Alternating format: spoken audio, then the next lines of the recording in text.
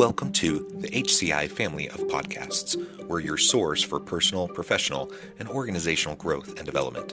We share our own original research, explore industry trends, and interview executives and thought leaders from across the globe. Join us for practitioner-oriented content around all things leadership, HR, talent management, organizational development, and change management. Maximize your personal and organizational potential with the HCI family of podcasts.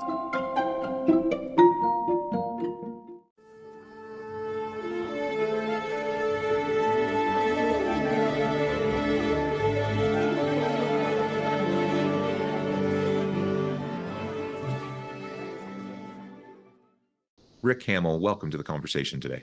Thank you, John. Thanks for having me.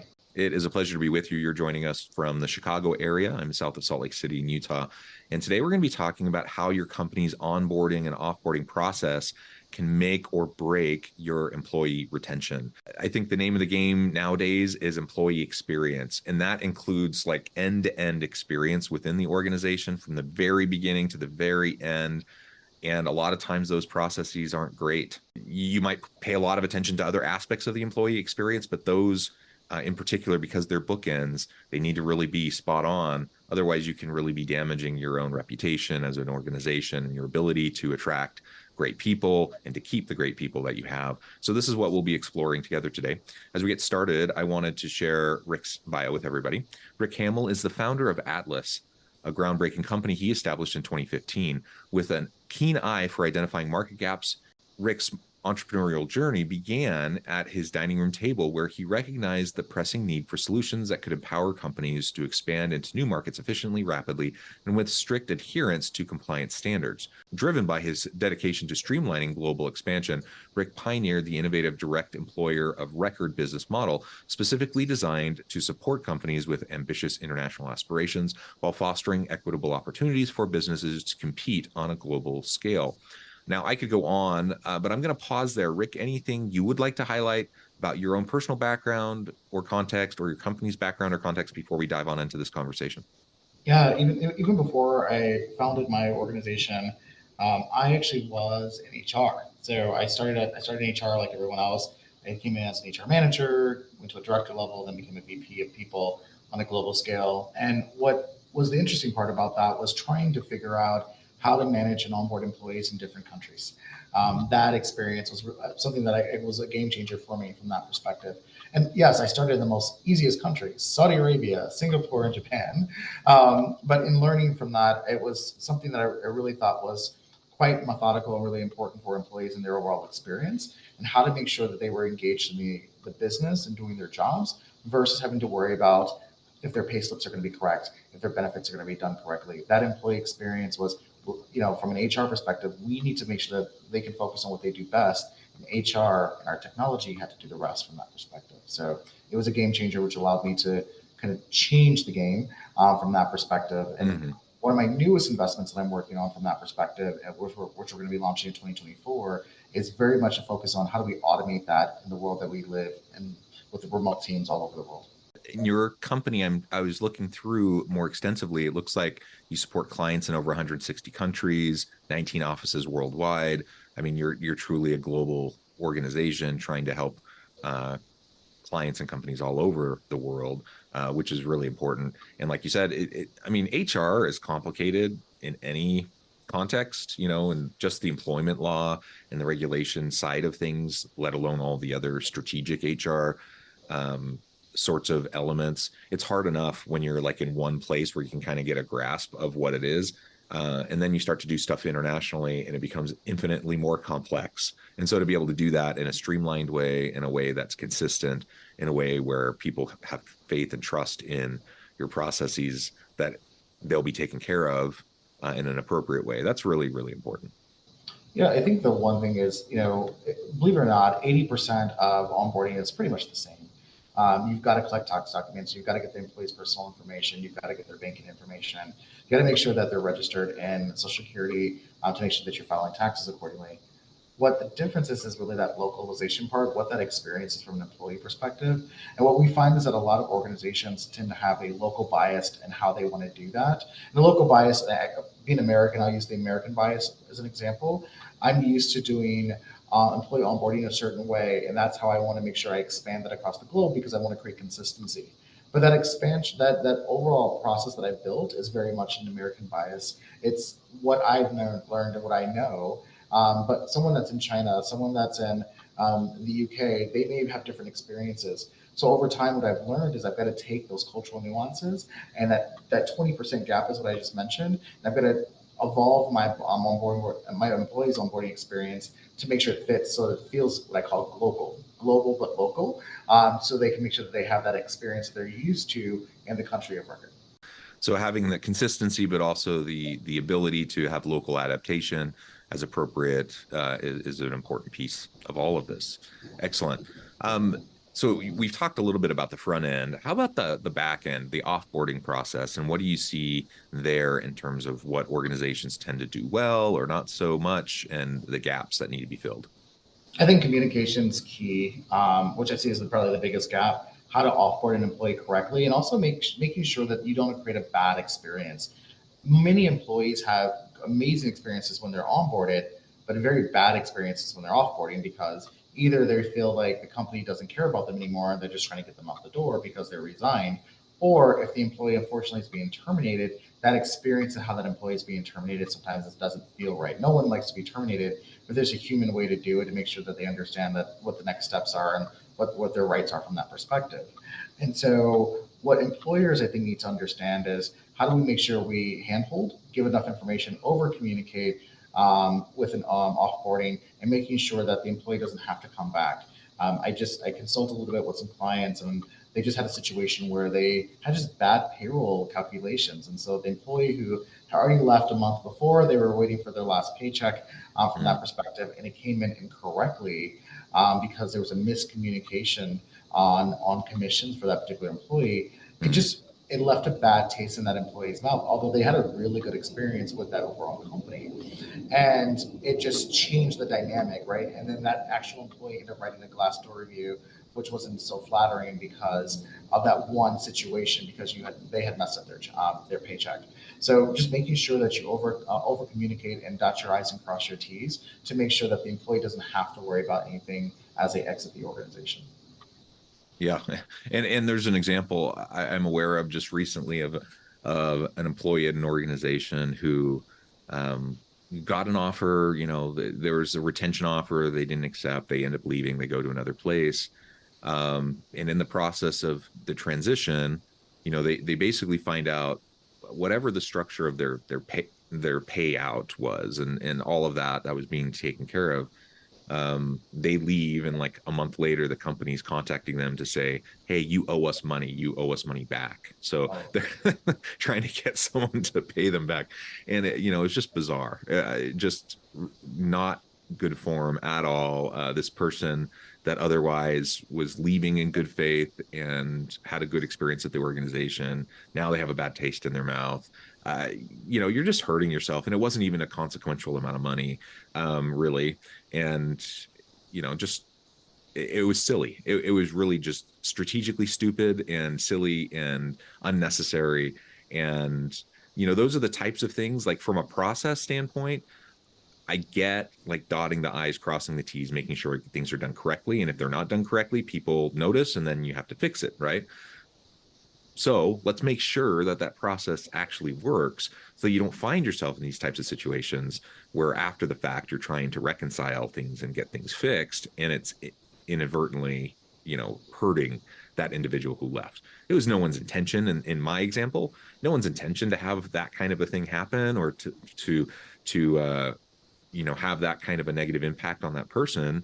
Yet that's what happened, right? Because we just weren't thoughtful and careful, and there wasn't a good level of communication to make sure that the offboarding was seamless. Yeah, I think employers also have to think about what that experience is. So if there was a mistake done on their end, and if it's a nominal amount, a couple $100s, I think the employer has to say, what am I going to really ruin an employee's offboarding experience because we made a mistake? Or do I create a situation where I maybe over communicate and then look at a way that the employee can refund that back to us? But when you really look at the employment laws, it's hard to do that because you reported taxes on that particular employee and what they've actually made. So you've got to think about what's in a way what's good and what's bad, and actually make decisions from that perspective. If I was consulting with someone, I would probably tell them if it's a nominal amount, just let it go. It was a mistake, but now you know not to do it again. Yeah, yeah. And so, I mean, we've already referred to it a bit, but what does this mean for retention? In the case of an offboarding situation, we're not retaining the person already, right? But there are other ripple effects of that experience that can impact retention of others, and certainly in terms of the recruitment of good talent. So let's unpack that a little bit and talk through that. What have you seen, both from the onboarding and offboarding standpoint, around the holistic employee experience, where things haven't gone well and how that's impacted those retention rates, the turnover rates, and the ability to attract and to hire really great people? Yeah, so you got to think about there's a couple things from the onboarding experience that I think statistics show out here that you have 2 times that you can actually mess up an employee's payroll. So if you pay them incorrectly twice, at that point the employee starts to look for another job. Income is really important. Some employees live paycheck by paycheck, and so not having stability or trust in that creates an opportunity for someone to say that they're going to want to leave. How things are communicated, how they're trained, how you actually organize their onboarding. Now, no one's perfect. I think onboarding is an evolution. You have to constantly evolve it. But the experience when that first week, I call it the honeymoon phase. That's important, but it's not as important. It's really your second and third week when they're actually in the day-to-day. They're working with their leadership team. They're working with their colleagues. Employers need to think about how you keep them engaged. The honeymoon phase is going to be, the welcome packet, the wonderful emails, the town halls, and all the fun stuff. But that's not their day to day. That's the wedding, if you like to call it from that perspective. It's really the work that they need to do. So, creating things like a buddy system, I think it's really, really powerful. Creating opportunity for employees to be able to communicate with each other, set up one-on-one calls, even if it's for like 10 minutes. I call it coffee minutes or coffee hours, where you can actually sit down and just talk and get to know your colleagues, where they can actually show you the ropes, how to operate the business. And then also it's important that leadership jump in. So managers, HR, people leaders who can also engage and speak with employees as well. Ask what's working, what they liked, what they didn't like. One of the things that I do when I do onboardings, I ask 3 questions. What did you like? What did you learn? And then what can we do better, so that we can take that experience and make it better for the next person as well. And it's also engaging. And then when someone's, that same employee that's not been with the company for a year and now they're a buddy for a new employee, and they see that we've taken their needs improvement and we've improved that, then they also feel like they contribute to the organization, which allows them to feel like they're part of it, right? Part of the vision and mission. So I think that first week's important, but really your more important weeks are your second and third week in onboarding. And then your follow-up behind that as well, I think it's key. Communication, as I mentioned, over communicate. Employees need to understand what they're involved in, and not just employees, the candidate experience too. I think sometimes we've seen, especially over the last couple of years, where it's been hard to find talent, we oversell roles to make sure that people want to buy in, but we're selling to them. I think if you set realistic goals, you can bring in really good talent that understands what they're working into. I'll give an example. One of my new investments I'm working in, it's a startup.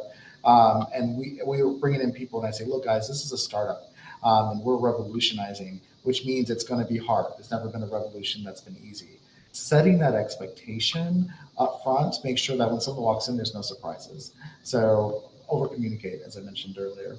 And the last thing I think it's important is making sure people feel comfortable in their own skin. That means they have a voice. I like to use the term, a closed mouth never gets fed. And I want all my employees to be hungry. And so I want to hear you guys. I want to hear your voice, and making sure that people can be comfortable in expressing, no matter if they're an employee who started yesterday or an employee that's been there for 10 years, they have an opportunity to really have a voice and to contribute to the organization as a whole. That I think would be a great foundation for businesses to be able to kind of expand. Yeah, and so much in what you were just saying is just involving employees in the process through just generating buy-in through open communication and ongoing interactions in meaningful ways, right? So whether you're in the application process and you're a candidate, being communicated with consistently and clearly and openly. We know that that's a problem a lot of organizations have. They're not doing that. Once you bring people in, you do have that honeymoon phase. And so you have a chance, you have some leeway, and people can be a little bit forgiving for a while, but then they expect things to be, smoother. And I appreciate you sharing that statistic about people leaving after two mistakes on their paychecks, or at least starting to look for other opportunities. And I think that's important to consider too. Like, I think most people are understanding and forgiving. They understand things happen, mistakes happen, and it can get corrected. But when it happens again and again and again, you start to lose faith and trust in the leadership team, in the processes of the organization. And nobody wants to have to be like monitoring their paycheck like a hawk to make sure they're getting paid, fairly for what they're due and what was agreed upon. And so that's a very frustrating thing and a demoralizing and demotivating kind of a situation. So obviously, when people are feeling that, they're going to be much more likely to leave. I also referred to earlier the ripples that can occur from all of this, right? So it's not just the one person who may have the problem. Maybe you have 100 people in your organization, and it's really isolated, and you only have a couple people who have this paycheck issue, but it happens and it persists and it happens multiple times. You're not just dealing usually with those couple of people. They talk. They're going to share their experience. And people like to grumble about that kind of stuff, and it will surface and spread throughout the organization, if not through other means like Glassdoor or other places where people leave reviews and make comments about the company. And so you have to think about those ripples. And certainly as someone's leaving, we talked about the offboarding piece. If you're offboarding already, yes, you're not retaining that person because they're already leaving. But other people aren't leaving, they're staying around, and they see how that person is treated who is leaving. And that can have a huge impact for their morale, their satisfaction and engagement, their trust in their leaders. I know of an example. This just happened within the last 6 months of someone highly valued member of the team for this particular unit, and they get an offer, and there was no attempt at all whatsoever to try to retain the person, and it was just a interpersonal issue with the boss, and the boss was threatened by this person and was kind of happy to see them go because now they didn't have to worry about them. But everyone else on the team realized, we're losing like our star person, and why didn't we at least try to keep them? The person leaves, they go on, they're having a successful career, they're not looking back. Everyone else is staying and is disgruntled and frustrated and angry and has no trust in their leader anymore. That's the kind of dynamic you can't afford to have. And if you have anything that even approximates that kind of situation, you are really shooting yourself in the foot, the next time you're trying to fill a position. And chances are you're going to have more positions to fill because people are now unhappy with how you're leading that team. Well, I think, John, what you just said as well is you have a leader who's intimidated by their employee. That's a bigger issue, right? And that's sure it is. Yeah. You're going to talk about retaining employees. An employee says, "I can't be good because if I'm good, I'm going to have a problem with my boss. So I have to be mediocre." That's a big issue as well in itself. But it's completely toxic, right? Yeah, I think you talk about retention. You need to also look at, and businesses need to look at their leaders as well. And is this leader actually leading the organization and driving them in the right direction? Now, the business has to make sure the leader has the right tools and the right support. But if it's constantly happening that the good talent leaves because of that particular leader, then the business needs to look at the leader. Even if the leader is actually a star player in sales or a star player in that, maybe they need to be a sole contributor, not a leader from that perspective.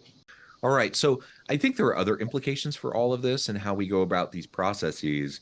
And when we talk about a global organization trying to do this, honoring the local context and conditions and adaptability, the needs and accommodations of the local experience with also some consistency across the organization. There are implications for all of this around diversity, equity, and inclusion issues, I'm wondering if you could speak to that a little bit. Yeah, I talk a lot about what my bias, right? My upbringing and my own bias. And I like to tell the story of I had a team in Brazil, about 50 people in Brazil, and for me, I said, okay, that met my DEI. I've got 50 additional Latinos in Latin, and that adds to that's 15% of the population of our company. That's great. We're showing our diversity and inclusion.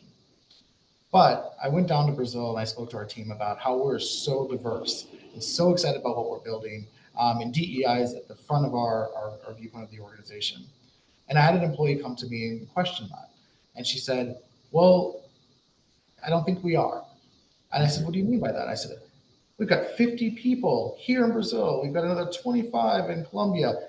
We're really diverse. We've got our Latino kind of backing within the organization. She looked at me and said, that makes a very sense from an American perspective. But she said, Brazil has a 56% population that are of African descent. And out of 50 people, you have 2 people of African descent in the company in Brazil. So your own population within the organization doesn't represent the Brazilian set of diversity from that perspective. And I was taken back by what she said when she said that. And I said, well, I didn't realize that. I realized that my bias was dictating how I was actually running the organization. So then I took a step back and I looked at the first call I made when I was headed to the airport after that conversation was our head of people. And I said, we really need to think of how we think about diversity across the globe. And I want you to run a report and give me this information for all of our locations around the world. And I looked at it and I realized I was looking from my lens from an American bias. So I had to learn through that. I had to work through that and say, how do we look at diversity I keep using the term local because it's such a term that's ingrained in me now, from a global but local perspective. And how do we understand and take that into our onboarding processes? How do we make sure we create committees that we can make sure we're holding ourselves accountable for that? When we made that slight change in our thought process, our retention rate in our foreign markets skyrocketed because we really started to represent the organization from a local perspective in our initiatives in DEI. And our team started to realize that we really meant what we were saying. We were walking the walk and talking the talk.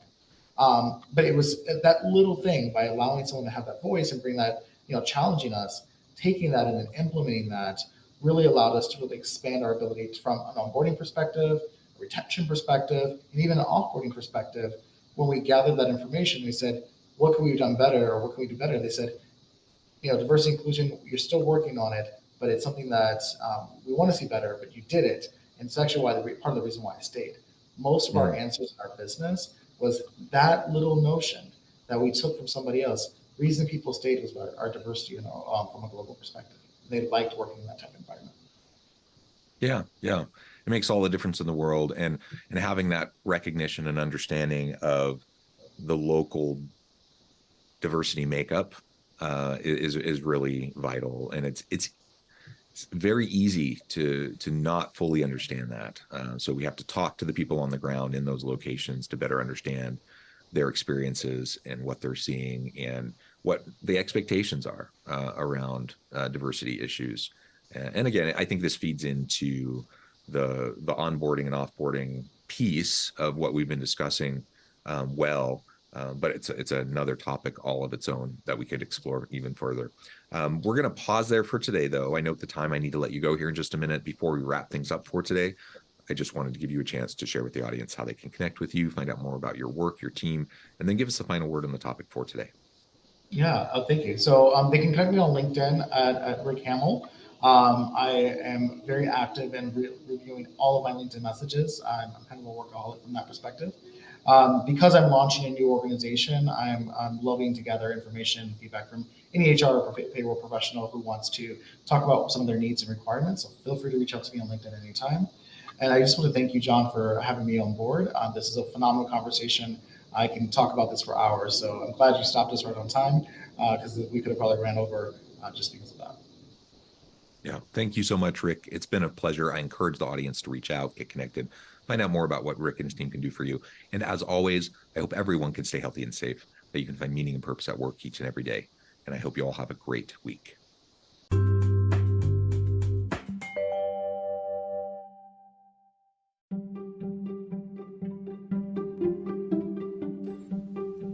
Thanks for joining us for this episode of the podcast. We hope you stay healthy and safe, and please join us again soon.